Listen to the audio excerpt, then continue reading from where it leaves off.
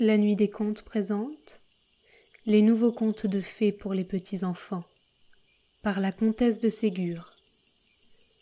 La petite souris grise. Chapitre 1er. La maisonnette. Il y avait un homme veuf qui s'appelait Prudent et qui vivait avec sa fille. Sa femme était morte peu de jours après la naissance de cette fille, qui s'appelait Rosalie. Le père de Rosalie avait de la fortune. Il vivait dans une grande maison qui était à lui. La maison était entourée d'un vaste jardin où Rosalie allait se promener tant qu'elle voulait. Elle était élevée avec tendresse et douceur, mais son père l'avait habituée à une obéissance sans réplique. Il lui défendait d'adresser des questions inutiles et d'insister pour savoir ce qu'il ne voulait pas lui dire. Il était parvenu, à force de soins et de surveillance, à presque déraciner en elle un défaut malheureusement trop commun, la curiosité.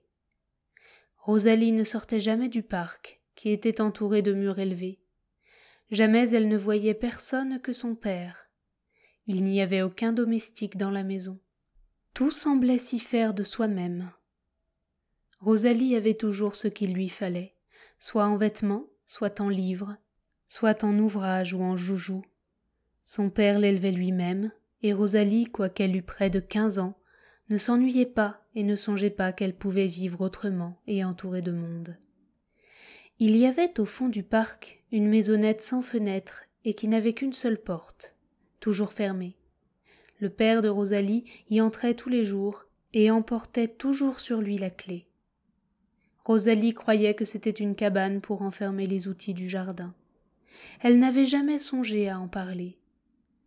Un jour qu'elle cherchait un arrosoir pour ses fleurs, elle dit à son père « Mon père, donnez-moi, je vous prie, la clé de la maisonnette du jardin. »« Que veux-tu faire de cette clé, Rosalie ?»« J'ai besoin d'un arrosoir. Je pense que j'en trouverai un dans cette maisonnette. »« Non, Rosalie, il n'y a pas d'arrosoir là-bas. » La voix de Prudent était si altérée, en prononçant ces mots, que Rosalie le regarda et vit avec surprise qu'il était pâle et que la sueur inondait son front. « Qu'avez-vous, père ?» dit Rosalie effrayée. « Rien, ma fille, rien. »« C'est la demande de cette clé qui vous a bouleversé, mon père ? Qu'y a-t-il donc dans cette maison qui vous cause une telle frayeur ?»« Rosalie, tu ne sais ce que tu dis. Va chercher ton arrosoir dans la serre. »« Mais père, qu'y a-t-il dans cette maisonnette ? » « Rien qui puisse t'intéresser, Rosalie. »« Mais pourquoi y allez-vous tous les jours sans jamais me permettre de vous accompagner ? » ?»« Rosalie, tu sais que je n'aime pas les questions, et que la curiosité est un vilain défaut. » Rosalie ne dit plus rien, mais elle resta pensive. Cette maisonnette, à laquelle elle n'avait jamais songé, lui trottait dans la tête. « Que peut-il y avoir là-dedans ?» se disait-elle. Comme mon père a pâli quand j'ai demandé d'y entrer, il pensait donc que je courais quelque danger en y allant. Mais pourquoi lui-même y va-t-il tous les jours ? C'est sans doute pour porter à manger à la bête féroce qui s'y trouve enfermée. Mais s'il y avait une bête féroce, je l'entendrais rugir ou s'agiter dans sa prison.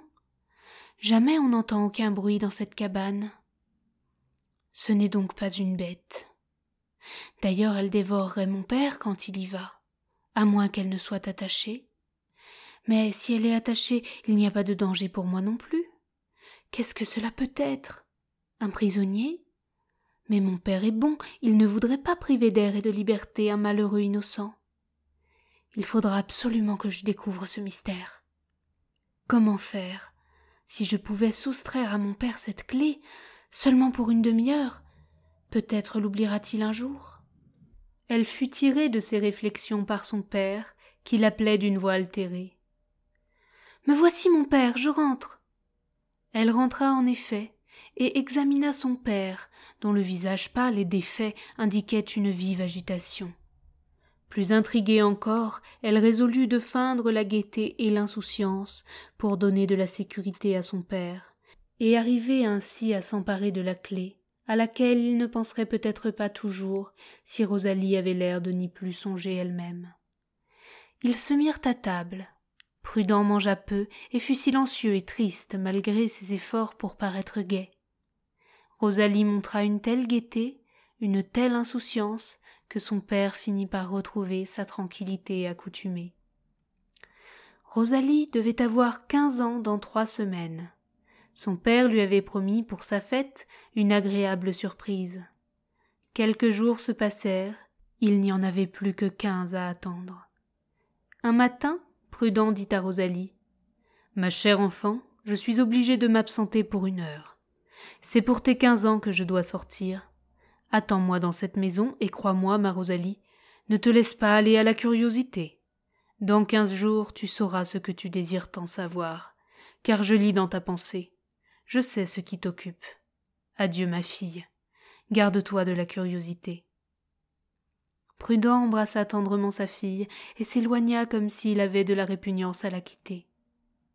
Quand il fut parti, Rosalie courut à la chambre de son père, et quelle fut sa joie en voyant la clé oubliée sur la table. Elle la saisit et courut bien vite au bout du parc. Arrivée à la maisonnette, elle se souvint des paroles de son père. « Garde-toi de la curiosité. » Elle hésita et fut sur le point de reporter la clé sans avoir regardé dans la maisonnette, lorsqu'elle entendit sortir un léger gémissement. Elle colla son oreille contre la porte et entendit une toute petite voix qui chantait doucement. « Je suis prisonnière et seule sur la terre. Bientôt je dois mourir, d'ici jamais sortir. » Plus de doute, se dit-elle, c'est une malheureuse créature que mon père tient enfermée. En frappant doucement à la porte, elle dit : « Qui êtes-vous et que puis-je faire pour vous ? » « Ouvrez-moi, Rosalie, de grâce, ouvrez-moi. »« Mais pourquoi êtes-vous prisonnière ? N'avez-vous pas commis quelque crime ? » ?»« Hélas, non, Rosalie, c'est un enchanteur qui me retient ici. Sauvez-moi, et je vous témoignerai ma reconnaissance en vous racontant ce que je suis. » Rosalie n'hésita plus. Sa curiosité l'emporta sur son obéissance. Elle mit la clé dans la serrure, mais sa main tremblait et elle ne pouvait ouvrir. Elle allait y renoncer lorsque la petite voix continua. « Rosalie, ce que j'ai à vous dire vous instruira de bien des choses qui vous intéressent. Votre père n'est pas ce qu'il paraît être. » À ces mots, Rosalie fit un dernier effort. La clé tourna et la porte s'ouvrit.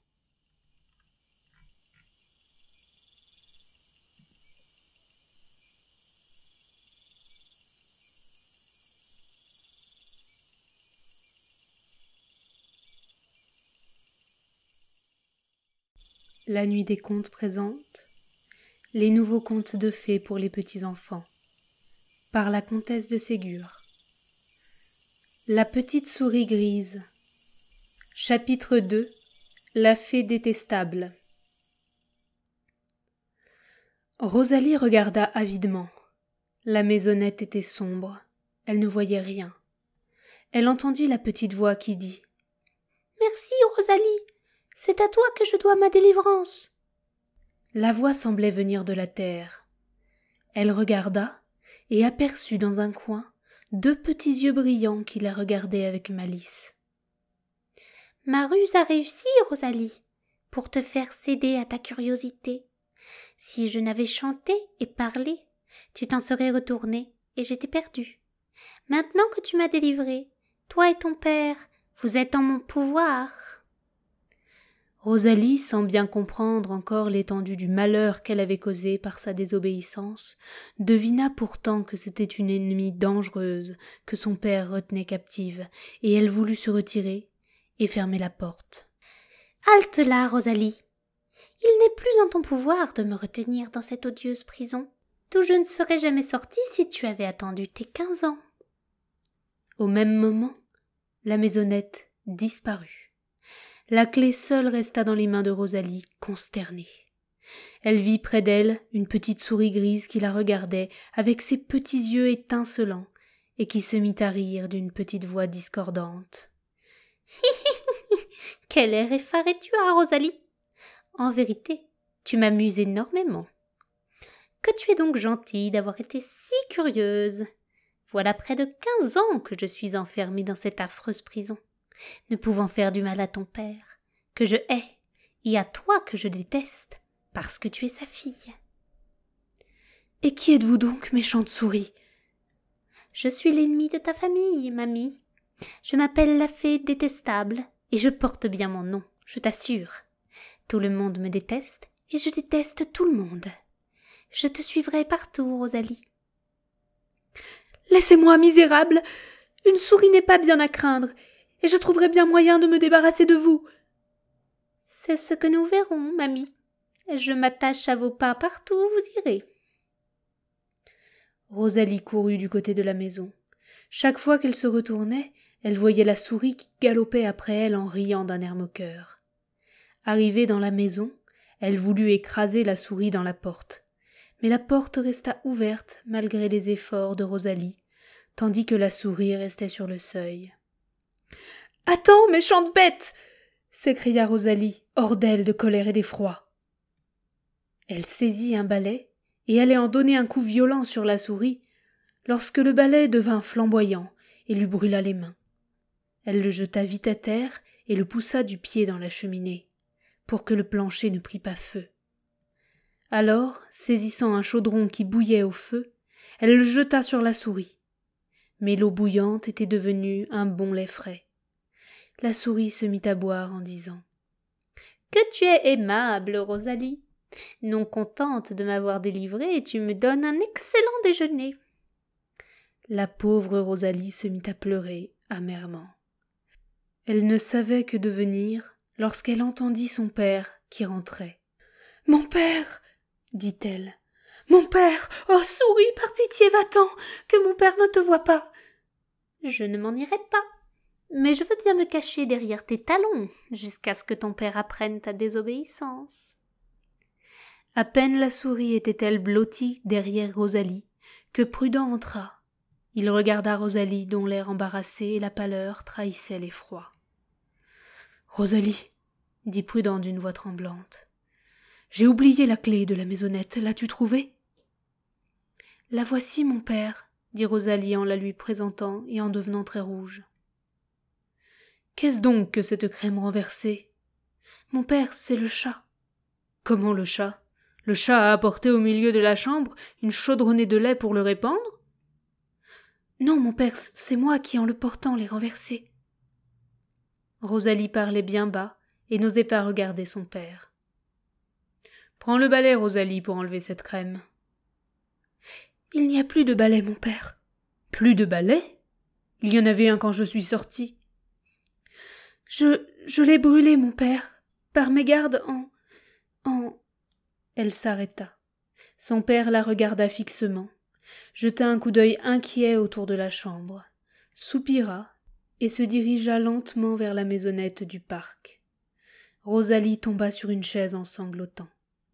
La souris ne bougeait pas.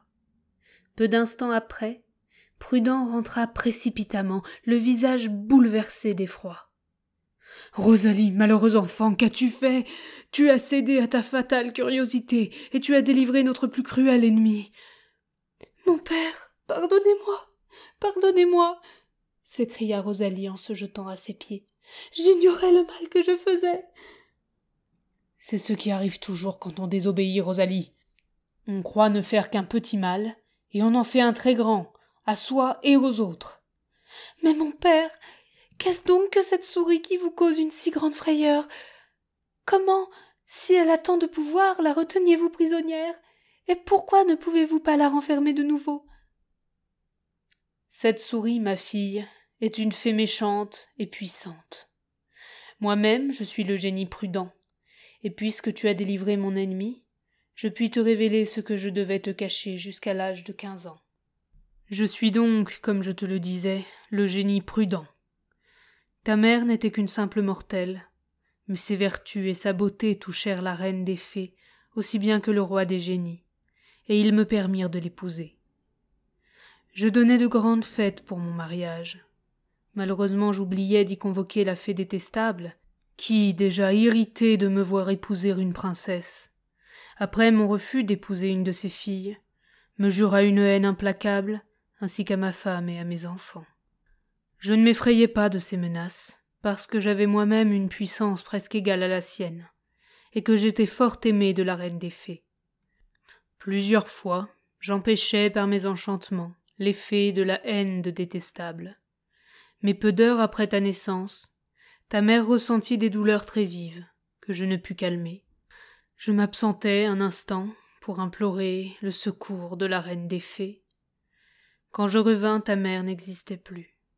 La méchante fée avait profité de mon absence pour la faire mourir, et elle allait te douer de tous les vices et de tous les maux possibles. Heureusement que mon retour paralysa sa méchanceté. Je l'arrêtai au moment où elle venait de te douer d'une curiosité qui devait faire ton malheur, et te mettre à 15 ans sous son entière dépendance. Par mon pouvoir uni à celui de la reine des fées, je contrebalançai cette fatale influence, et nous décidâmes que tu ne tomberais à 15 ans en son pouvoir que si tu succombais 3 fois à ta curiosité, dans des circonstances graves.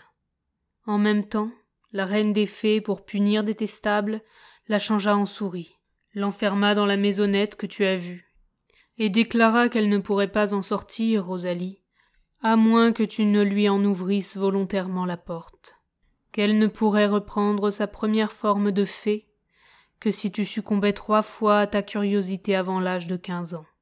Enfin, que si tu résistais au moins une fois à ce funeste penchant, tu serais à jamais affranchie, ainsi que moi, du pouvoir de Détestable. Je n'obtins toutes ces faveurs qu'à grand-peine, Rosalie, et en promettant que je partagerais ton sort et que je deviendrais comme toi, l'esclave de Détestable, si tu te laissais aller 3 fois à ta curiosité. Je me promis de t'élever de manière à détruire en toi ce fatal défaut, qui pouvait causer tant de malheur. C'est pour cela que je t'enfermai dans cette enceinte, que je ne te permis jamais de voir aucun de tes semblables, pas même de domestiques. Je te procurais par mon pouvoir tout ce que tu pouvais désirer, et déjà je m'applaudissais d'avoir si bien réussi. Dans 3 semaines, tu devais avoir 15 ans, et te trouver à jamais délivré du joug odieux de Détestable. Lorsque tu me demandas cette clé, à laquelle tu semblais n'avoir jamais pensé. Je ne pus te cacher l'expression douloureuse que fit sur moi cette demande. Mon trouble excita ta curiosité, malgré ta gaieté, ton insouciance factice. Je pénétrai dans ta pensée, et, juge de ma douleur, quand la reine des fées m'ordonna de te rendre la tentation possible, et la résistance méritoire, en laissant ma clé à ta portée au moins une fois. Je dus la laisser, cette clé fatale, et te faciliter par mon absence les moyens de succomber. Imagine, Rosalie, ce que je souffris pendant l'heure que je dus te laisser seule, et quand je vis à ton retour ton embarras et ta rougeur, qui ne m'indiquaient que trop que tu n'avais pas eu le courage de résister. Je devais tout te cacher et ne t'instruire de ta naissance et des dangers que tu avais courus, que le jour où tu aurais 15 ans, sous peine de te voir tomber au pouvoir de Détestable. Et maintenant, Rosalie, tout n'est pas perdu. Tu peux encore racheter ta faute en résistant pendant 15 jours à ton funeste penchant. Tu devais être unie à 15 ans à un charmant prince de nos parents, le prince gracieux. Cette union est encore possible. Ah, Rosalie, ma chère enfant, par pitié pour toi, si ce n'est pas pour moi, aie du courage et résiste. Rosalie était restée aux genoux de son père, le visage caché dans ses mains et pleurant amèrement. À ces dernières paroles, elle reprit un peu de courage, et l'embrassant tendrement, elle lui dit « Oui, mon père, je vous le jure, je réparerai ma faute. Ne me quittez pas, mon père, et je chercherai près de vous le courage qui pourrait me manquer si j'étais privée de votre sage et paternelle surveillance. » Ah, Rosalie, il n'est plus en mon pouvoir de rester près de toi. Je suis sous la puissance de mon ennemi. Elle ne me permettra sans doute pas de rester pour te prémunir contre les pièges que te tendra sa méchanceté. Je m'étonne de ne l'avoir pas encore vue, car le spectacle de mon affliction doit avoir pour elle de la douceur. « J'étais près de toi, au pied de ta fille, » dit la souris grise de sa petite voix aigre, en se montrant au malheureux génie. « Je me suis amusée au récit de ce que j'étais déjà fait souffrir, et c'est ce qui fait que je ne me suis pas montrée plus tôt. Dis adieu à ta chère Rosalie. Je l'emmène avec moi, et je te défends de la suivre. » En disant ces mots, elle saisit avec ses petites dents aiguës le bas de la robe de Rosalie, pour l'entraîner après elle. Rosalie poussa des cris perçants en se cramponnant à son père. Une force irrésistible l'entraînait. L'infortuné génie saisit un bâton et le leva sur la souris, mais avant qu'il ait eu le temps de la baisser, la souris posa sa petite patte sur le pied du génie, qui resta immobile et semblable à une statue. Rosalie tenait embrassés les genoux de son père et criait grâce à la souris. Mais celle-ci, riant de son petit rire aigu et diabolique, lui dit « Venez, venez, mamie. Ce n'est pas ici que vous trouveriez de quoi succomber 2 autres fois à votre gentil défaut. Nous allons courir le monde ensemble, et je vous ferai voir du pays en 15 jours. » La souris tirait toujours Rosalie, dont les bras enlacés autour de son père résistaient à la force extraordinaire qu'employait son ennemi. Alors la souris poussa un petit cri discordant, et subitement toute la maison fut en flammes. Rosalie eut assez de présence d'esprit pour réfléchir qu'en se laissant brûler, elle perdrait tout moyen de sauver son père, qui resterait éternellement sous le pouvoir de Détestable, tandis qu'en conservant sa propre vie, elle conservait aussi les chances de le sauver. « Adieu, mon père !» s'écria-t-elle. « Au revoir dans 15 jours.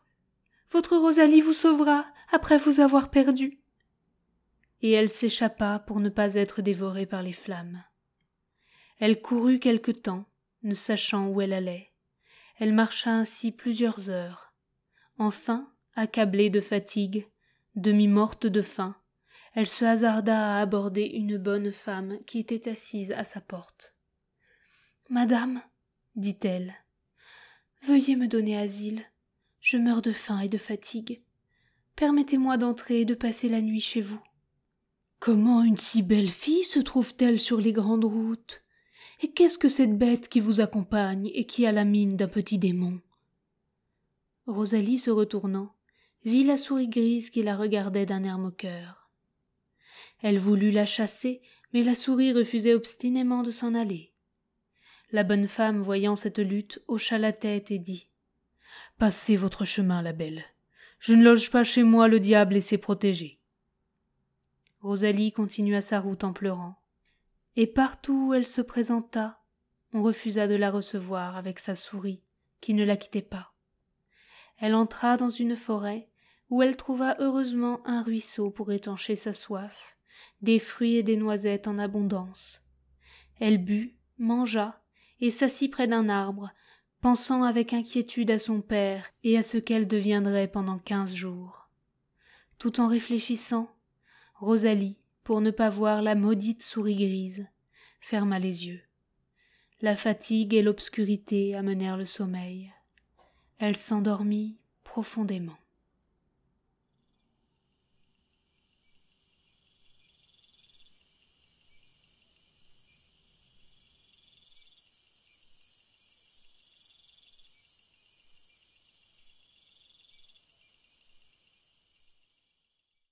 La nuit des contes présente les nouveaux contes de fées pour les petits-enfants, par la comtesse de Ségur. La petite souris grise. Chapitre 3. Le prince gracieux. Pendant que Rosalie dormait, le prince gracieux faisait une chasse aux flambeaux dans la forêt. Le cerf, vivement poursuivi par les chiens, vint se blottir effaré près du buisson où dormait Rosalie. La meute et les chasseurs s'élancèrent après le cerf. Mais tout d'un coup, les chiens cessèrent d'aboyer et se groupèrent silencieux autour de Rosalie. Le prince descendit de cheval pour remettre les chiens en chasse. Quelle ne fut pas sa surprise en apercevant une belle jeune fille qui dormait paisiblement dans cette forêt. Il regarda autour d'elle et ne vit personne. Elle était seule, abandonnée. En l'examinant de plus près, il vit la trace de larmes qu'elle avait répandues et qui s'échappait encore de ses yeux fermés. Rosalie était vêtue simplement, mais d'une étoffe de soie qui dénotait plus que de l'aisance.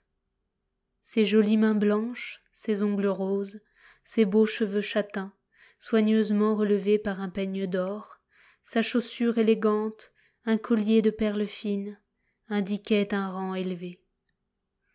Elle ne s'éveillait pas, malgré le piétinement des chevaux, les aboiements des chiens, le tumulte d'une nombreuse réunion d'hommes. Le prince, stupéfait, ne se lassait pas de regarder Rosalie. Aucune des personnes de la cour ne la connaissait. Inquiet de ce sommeil obstiné, Gracieux lui prit doucement la main. Rosalie dormait toujours. Le prince secoua légèrement cette main, mais sans pouvoir l'éveiller. « Je ne puis, dit-il à ses officiers, abandonner ainsi cette malheureuse enfant, qui aura peut-être été égarée à dessein, victime de quelque odieuse méchanceté. Mais comment l'emporter endormie ?»« Prince, lui dit son grand veneur Hubert, ne pourrions-nous faire un brancard de branchage et la porter ainsi dans quelque hôtellerie voisine, pendant que votre Altesse continuera la chasse ? Votre idée est bonne, Hubert. Faites faire un brancard sur lequel nous la déposerons. Mais ce n'est pas à une hôtellerie que vous la porterez, c'est dans mon propre palais. Cette jeune personne doit être de haute naissance, elle est belle comme un ange. Je veux veiller moi-même à ce qu'elle reçoive les soins auxquels elle a droit. » Hubert et les officiers eurent bientôt arrangé un brancard, sur lequel le prince étendit son propre manteau. Puis, s'approchant de Rosalie toujours endormie, il l'enleva doucement dans ses bras et la posa sur le manteau. À ce moment, Rosalie sembla rêver. Elle sourit et murmura à mi-voix. « Mon père, sauvé à jamais, la reine des fées, le prince gracieux, je le vois, qu'il est beau. » Le prince, surpris d'entendre prononcer son nom, ne douta plus que Rosalie ne fût une princesse sous le joug de quelque enchantement. Il fit marcher bien doucement les porteurs du brancard, afin que le mouvement n'éveillât pas Rosalie. Il se tint tout le temps à ses côtés. On arriva au palais de Gracieux. Il donna des ordres pour préparer l'appartement de la reine, et ne voulant pas souffrir que personne touchât à Rosalie, il la porta lui-même jusqu'à sa chambre, où il la déposa sur un lit, en recommandant aux femmes qui devaient la servir de le prévenir aussitôt qu'elle serait réveillée. Rosalie dormit jusqu'au lendemain. Il faisait grand jour quand elle s'éveilla. Elle regarda autour d'elle avec surprise. La méchante souris n'était pas près d'elle. Elle avait disparu. « Serais-je délivrée de cette méchante fée détestable ?» dit Rosalie avec joie. « Suis-je chez quelque fée plus puissante qu'elle ?» Elle alla à la fenêtre. Elle vit des hommes d'armes, des officiers parés de brillants uniformes. De plus en plus surprise, elle alla appeler un de ces hommes qu'elle croyait être autant de génies et d'enchanteurs, lorsqu'elle entendit marcher. Elle se retourna et vit le prince gracieux qui, revêtu d'un élégant et riche costume de chasse, était devant elle, la regardant avec admiration. Rosalie reconnut immédiatement le prince de son rêve et s'écria involontairement « Le prince gracieux !»« Vous me connaissez, madame ?» dit le prince étonné. « Comment, si vous m'avez reconnu, ai-je pu, moi, oublier votre nom et vos traits ?»« Je ne vous ai vu qu'en rêve, prince, » répondit Rosalie en rougissant. « Quant à mon nom, vous ne pouvez le connaître, puisque moi-même, je ne connais que depuis hier celui de mon père. »« Et quel est-il, madame, ce nom qui vous a été caché si longtemps ?» Rosalie lui raconta alors tout ce qu'elle avait appris de son père. Elle lui avoua naïvement sa coupable curiosité et les fatales conséquences qui s'en étaient suivies. « Jugez de ma douleur, prince, quand je dus quitter mon père pour me soustraire aux flammes que la méchante fée avait allumées, quand repoussée de partout à cause de la souris grise, je me trouvais exposée à mourir de froid et de faim. Mais bientôt un sommeil lourd et plein de rêves s'empara de moi. J'ignore comment je suis ici, et si c'est chez vous que je me trouve. » Gracieux lui raconta comment il l'avait trouvée endormie dans la forêt. les paroles de son rêve qu'il avait entendu, et il ajouta « Ce que votre père ne vous a pas dit, Rosalie, c'est que la reine des fées, notre parente, avait décidé que vous seriez ma femme lorsque vous auriez 15 ans. C'est elle sans doute qui m'a inspiré le désir d'aller chasser au flambeau, afin que je puisse vous trouver dans cette forêt où vous étiez perdue. Puisque vous aurez 15 ans dans peu de jours, Rosalie, daignez considérer mon palais comme le vôtre. Veuillez d'avance y commander en reine. Bientôt, votre père vous sera rendu, et nous pourrons aller faire célébrer notre mariage. » Rosalie remercia vivement son jeune et beau cousin. Elle passa dans sa chambre de toilette, où elle trouva des femmes qui l'attendaient avec un grand choix de robes et de coiffures. Rosalie, qui ne s'était jamais occupée de sa toilette, mit la première robe qu'on lui présenta, qui était en gaze rose, garnie de dentelle, et une coiffure en dentelle avec des roses moussues. Ses beaux cheveux châtains furent relevés en tresses formant une couronne. Quand elle fut prête, le prince vint la chercher pour la mener déjeuner. Rosalie mangea comme une personne qui n'a pas dîné la veille. Après le repas, le prince la mena dans le jardin. Il lui fit voir les serres qui étaient magnifiques. Au bout d'une des serres, il y avait une petite rotonde garnie de fleurs choisies. Au milieu était une caisse qui semblait contenir un arbre, mais une toile cousue l'enveloppait entièrement. On voyait seulement, à travers la toile, quelques points briller d'un éclat extraordinaire.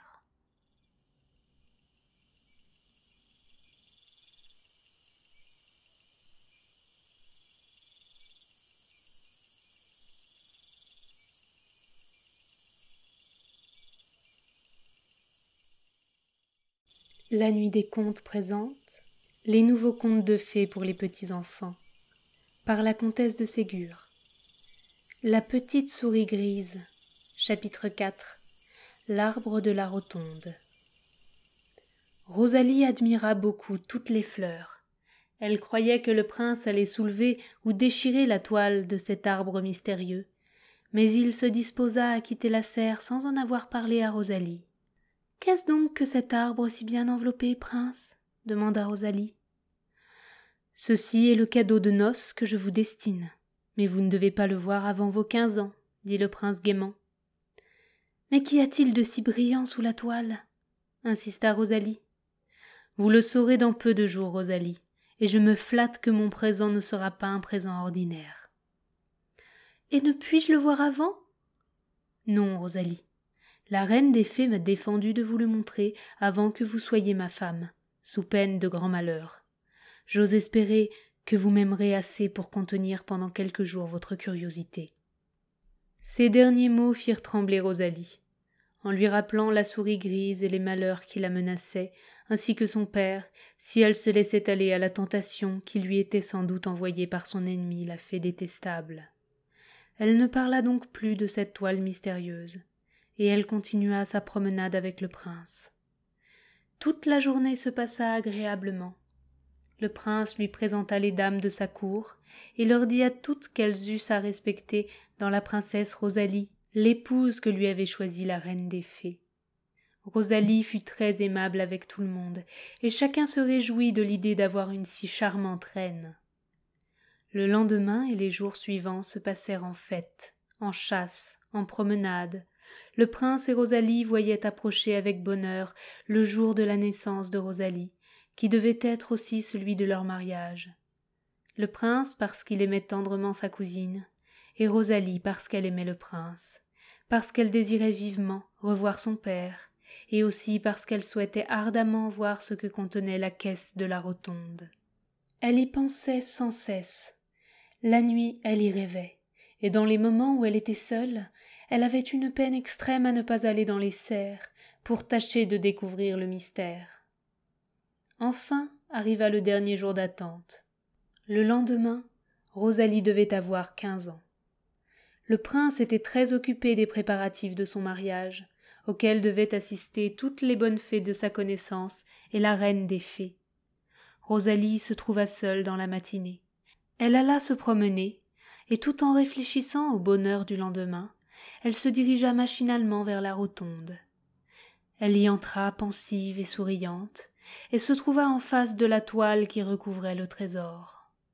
« C'est demain, dit-elle, que je dois enfin savoir ce que referme cette toile. Si je voulais, je pourrais bien le savoir dès aujourd'hui, car j'aperçois quelques petites ouvertures dans lesquelles j'introduirais facilement les doigts, et en tirant un peu dessus, au fait, qui est-ce qui le saurait? Je rapprocherai la toile après y avoir un peu regardé. Puisque ce doit être à moi demain, je puis bien jeter un coup d'œil aujourd'hui. » Elle regarda autour d'elle, ne vit personne, et oubliant entièrement dans son désir extrême de satisfaire sa curiosité, la bonté du prince et les dangers qui les menaçaient si elle cédait à la tentation, elle passa ses doigts dans une des ouvertures, tira légèrement. La toile se déchira du haut en bas avec un bruit semblable au tonnerre, et ouvrit aux yeux étonnés de Rosalie un arbre dont la tige était en corail et les feuilles en émeraude. Les fruits qui couvraient l'arbre étaient des pierres précieuses de toutes couleurs.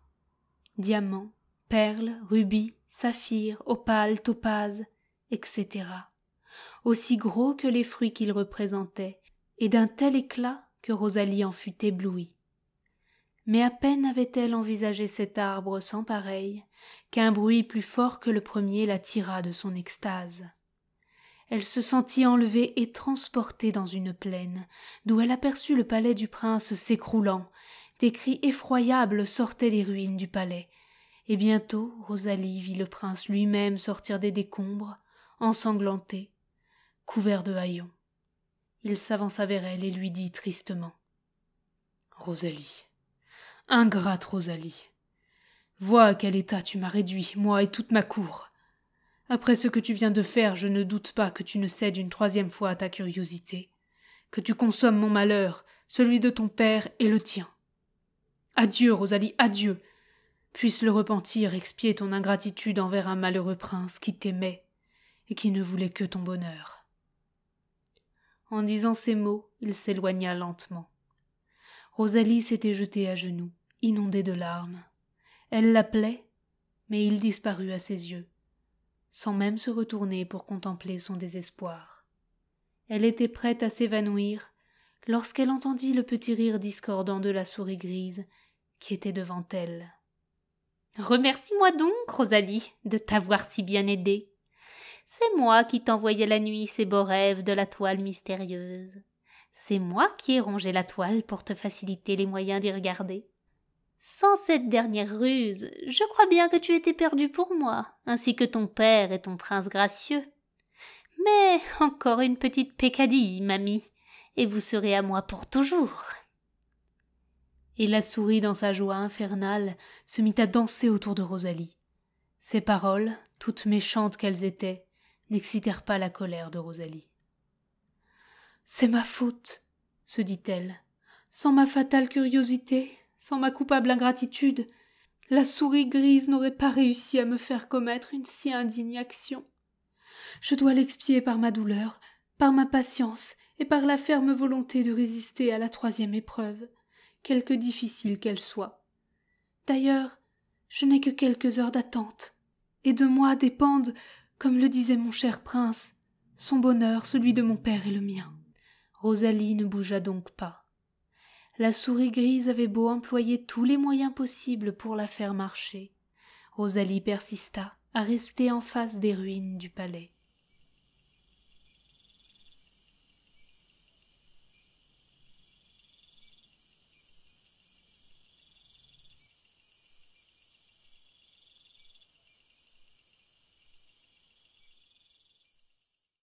La nuit des contes présente les nouveaux contes de fées pour les petits-enfants.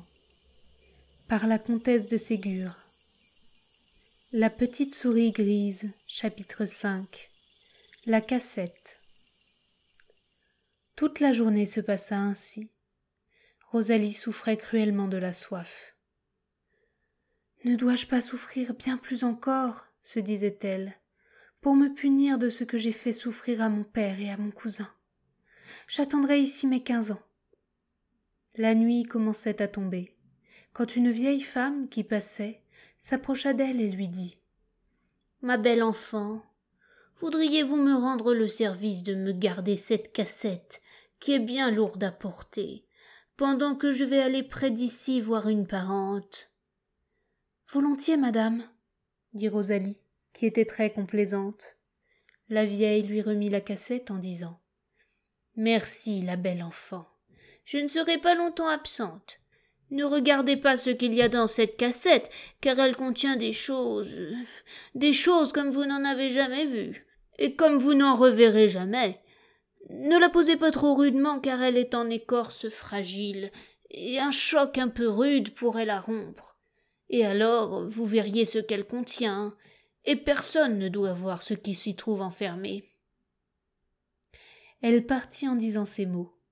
Rosalie posa doucement la cassette près d'elle et réfléchit à tous les événements qui s'étaient passés.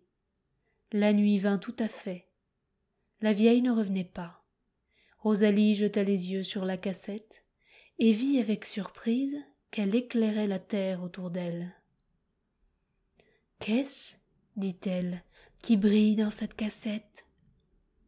Elle la retourna, la regarda de tous côtés, mais rien ne put lui expliquer cette lueur extraordinaire.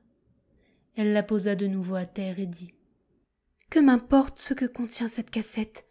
Elle n'est pas à moi, mais à la bonne vieille qui me l'a confiée. Je ne veux plus y penser de crainte d'être tentée de l'ouvrir. » En effet, elle ne la regarda plus et tâcha de n'y plus penser. Elle ferma les yeux, résolue d'attendre ainsi le retour du jour. « Alors j'aurai 15 ans, et je reverrai mon père et gracieux, et je n'aurai plus rien à craindre de la méchante fée. »« Rosalie, Rosalie, » dit précipitamment la petite voix de la souris, « me voici près de toi. Je ne suis plus ton ennemi, et pour te le prouver, je vais, si tu veux, te faire voir ce que contient la cassette. » Rosalie ne répondit pas. « Rosalie, tu n'entends donc pas ce que je te propose? Je suis ton amie, crois-moi de grâce. » Pas de réponse. Alors la souris grise, qui n'avait pas de temps à perdre, s'élança sur la cassette et se mit en devoir d'en ronger le couvercle. « Monstre !» s'écria Rosalie en saisissant la cassette et la serrant contre sa poitrine. « Si tu as le malheur de toucher à cette cassette, je te tords le cou à l'instant !» La souris lança à Rosalie un coup d'œil diabolique, mais elle n'osa pas braver sa colère. Pendant qu'elle combinait un moyen d'exciter la curiosité de Rosalie, une horloge sonna minuit. Au même moment, la souris poussa un cri lugubre et dit à Rosalie: « Rosalie, voici l'heure de ta naissance qui a sonné. Tu as 15 ans. Tu n'as plus rien à craindre de moi. Tu es désormais hors de mon atteinte, ainsi que ton odieux père et ton affreux prince. Et moi, je suis condamnée à garder mon ignoble forme de souris, jusqu'à ce que je parvienne à faire tomber dans mes pièges une jeune fille belle et bien née comme toi. Adieu, Rosalie, tu peux maintenant ouvrir ta cassette. » Et en achevant ces mots, la souris grise disparut. Rosalie, se méfiant des paroles de son ennemie, ne voulut pas suivre son dernier conseil, et se résolut à garder la cassette intacte jusqu'au jour. À peine eut-elle pris cette résolution, qu'un hibou qui volait au-dessus de Rosalie laissa tomber une pierre sur la cassette, qui se brisa en 1000 morceaux. Rosalie poussa un cri de terreur. Au même moment, elle vit devant elle la reine des fées, qui lui dit: « Venez, Rosalie, vous avez enfin triomphé de la cruelle ennemie de votre famille. Je vais vous rendre à votre père, mais auparavant, buvez et mangez. » Et la fée lui présenta un fruit dont une seule bouchée rassasia et désaltéra Rosalie. Aussitôt, un char attelé de 2 dragons se trouva près de la fée, qui y monta et y fit monter Rosalie. Rosalie, revenue de sa surprise, remercia vivement la fée de sa protection, et lui demanda si elle n'allait pas revoir son père et le prince gracieux. « Votre père vous attend dans le palais du prince. »« Mais madame, je croyais le palais du prince détruit, et lui-même blessé, réduit à la misère. » Ce n'était qu'une illusion, pour vous donner plus d'horreur de votre curiosité, Rosalie, et pour vous empêcher d'y succomber une 3e fois. Vous allez retrouver le palais du prince tel qu'il était avant que vous ayez déchiré la toile qui recouvrait l'arbre précieux qu'il vous destine. Comme la fée achevait ces mots, le char s'arrêta près du perron du palais. Le père de Rosalie et le prince l'attendaient avec toute la cour. Rosalie se jeta dans les bras de son père et dans ceux du prince, qui n'eut pas l'air de se souvenir de sa faute de la veille. Tout était prêt pour la cérémonie du mariage, qu'on célébra immédiatement. Toutes les fées assistèrent aux fêtes qui durèrent plusieurs jours. Le père de Rosalie vécut près de ses enfants. Rosalie fut à jamais guérie de sa curiosité. Elle fut tendrement aimée du prince gracieux, qu'elle aima toute sa vie. Ils eurent de beaux enfants, et ils leur donnèrent pour marraines des fées puissantes, afin de les protéger contre les mauvaises fées et les mauvais génies.